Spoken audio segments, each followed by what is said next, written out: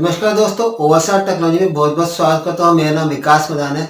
दोस्तों, आज के इस वीडियो में हम सीखेंगे डीएनएस के बारे में, डोमेन नेम सिस्टम।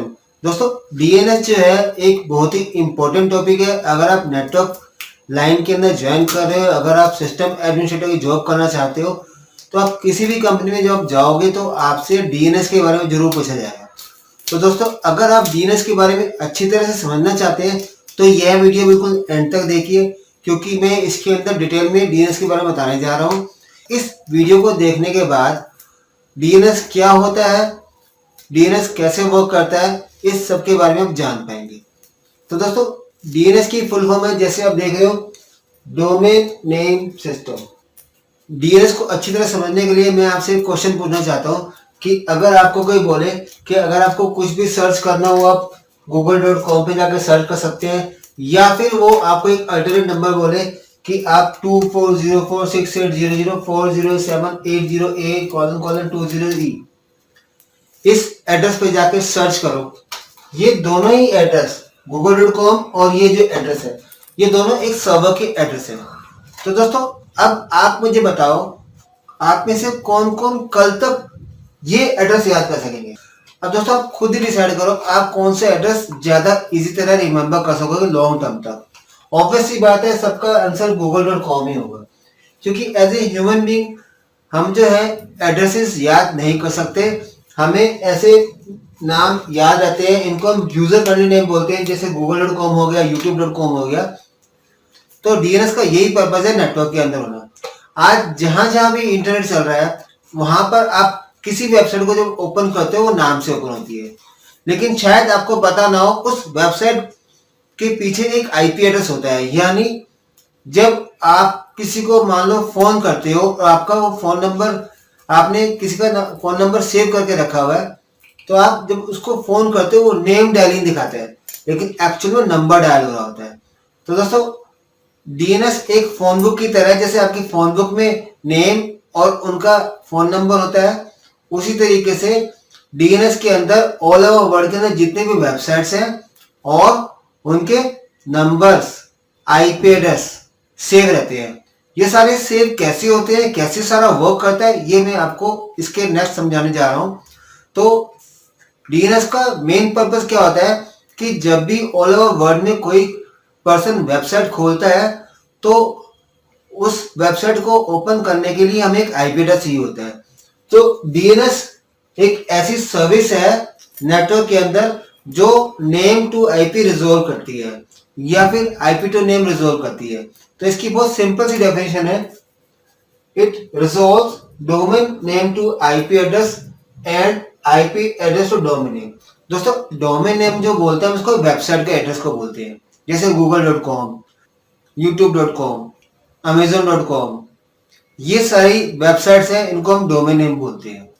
तो ये जो डीएनएस सर्विस है, ये किसी न किसी सर्वर पर लोड होती है। आपने शायद .8.8.8.8 एड्रेस सुना होगा, ये गूगल का ही एड्रेस है डीएनएस का। जब भी कोई भी कंप्यूटर से या लैपटॉप से जब किसी वेबसाइट को ओपन करता है, तो उसकी क्वेरी डीएनएस के पास जाती है कि what is the IP of that particular website.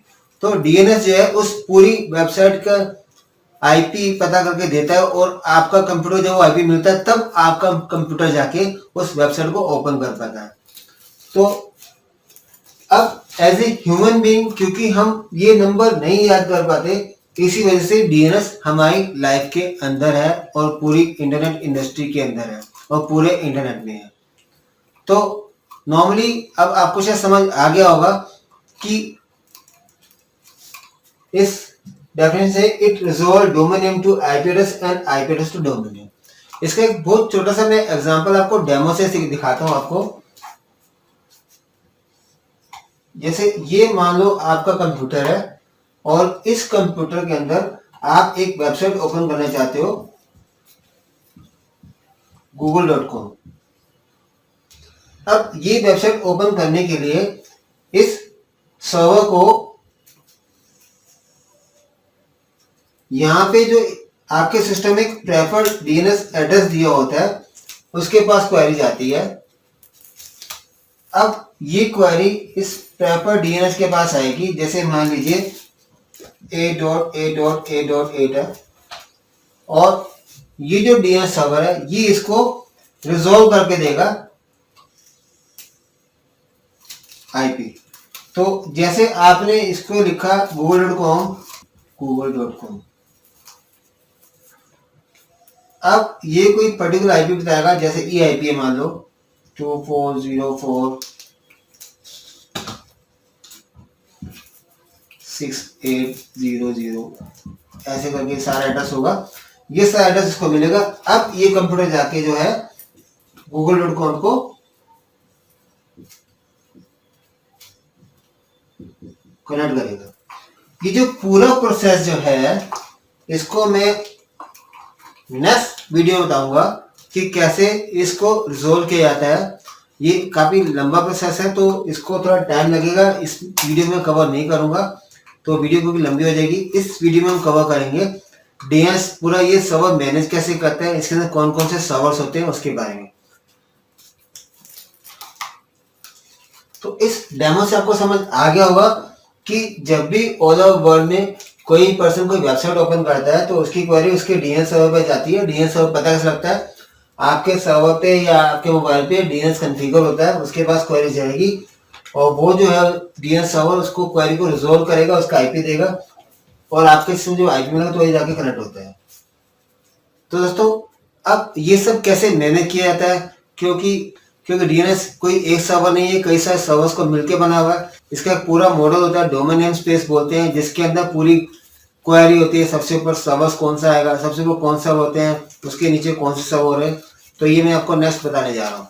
तो दोस्तों जैसे मैंने आपको बताया डोमेन नेम सिस्टम जो है एक ऐसा सिस्टम है जिसके अंदर ऑल ओवर वर्ल्ड की वेबसाइट और उनका आईपी एड्रेस मैनेज किया जाता है। तो दोस्तों ये कैसे मैनेज किया जाता है ये मैं बताने जा रहा था आपको।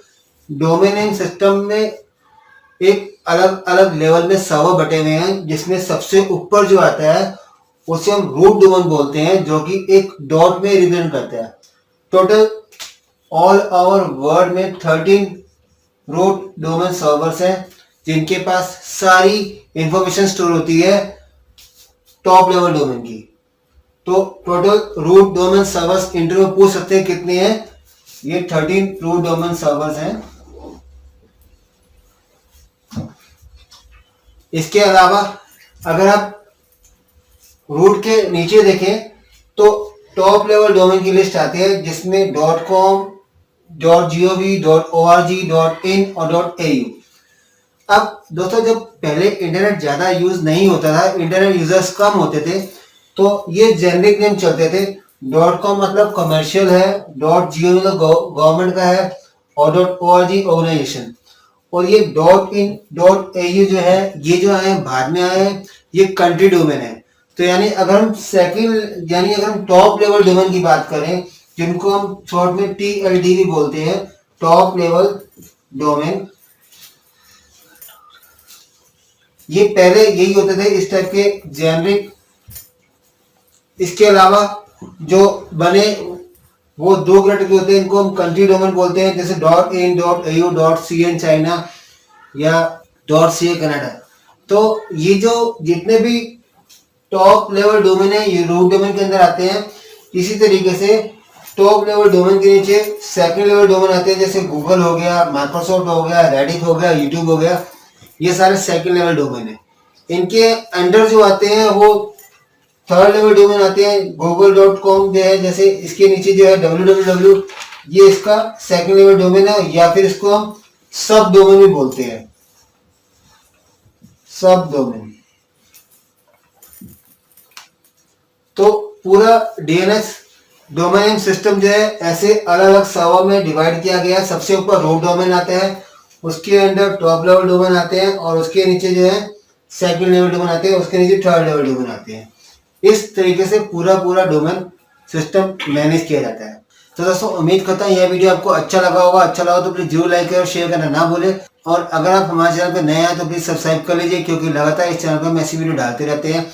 अगर आप मेरी प्लेलिस्ट में जाके देखेंगे आपको विंडोज सर्वर, CCNA, लाइनक्स और साथ ही साथ नेटवर्क एसेंशियल की वीडियो मिल जाएंगी, जिसके अंदर हब, स्विच, राउटर क्या होता है सबके बारे में डिटेल से समझाया हुआ है। आपसे रिक्वेस्ट करता हूँ कि मेरी प्लेलिस्ट जाके देखिए, इसके अंदर सभी वीडियो मिल जाएंगे और सारे प्रैक्टिकल के साथ है। और आपको सारा डिटेल में समझ आ जाएगा। Thank you.